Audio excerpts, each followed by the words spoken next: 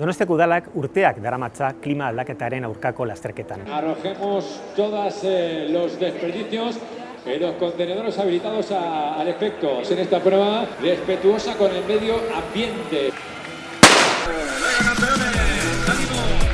Plastikoa murrizketa daukagu gure helburu gisa. Iniciemos una nueva era tratando de ser absolutamente sostenibles.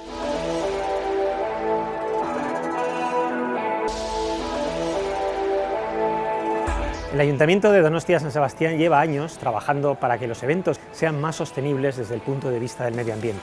El proyecto que hemos puesto en marcha este año se ha centrado en los eventos deportivos y su objetivo es reducir los residuos y gestionar correctamente los que se generen. Fly Group es una empresa dedicada a la organización de eventos, entre ellos la Salto 15K y la Zurich Maratón de Donosti. En la edición de este año vamos a incorporar agua de red con vasos compostables, de manera que ahorraremos muchísimo plástico. Amara Kirol Elkartea, Amara auzoko kirol elkarte bat da. Aurtengo berrikuntzen artean, kamisetak granel moduan banatzez aparte, plastikoa kentzen, gure konpromisoa praktikara eramateko. En el caso del habitamiento final, en primer lugar tenemos una bolsa compostable con toda la alimentación, hay orgánico, hay envase de cartón, hay envase de plástico, con lo que a la salida habrá baterías de los distintos contenedores en los que nos tenemos que ocupar de dejar el producto en el contenedor adecuado.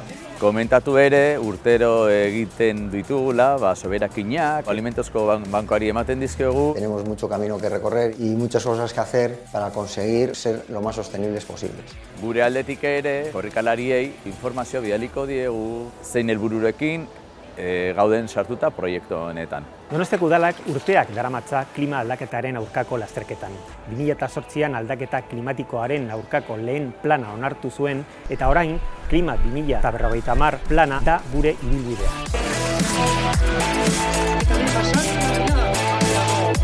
Udaletxearen eskutik, buruarekin, ezarriagoa, izango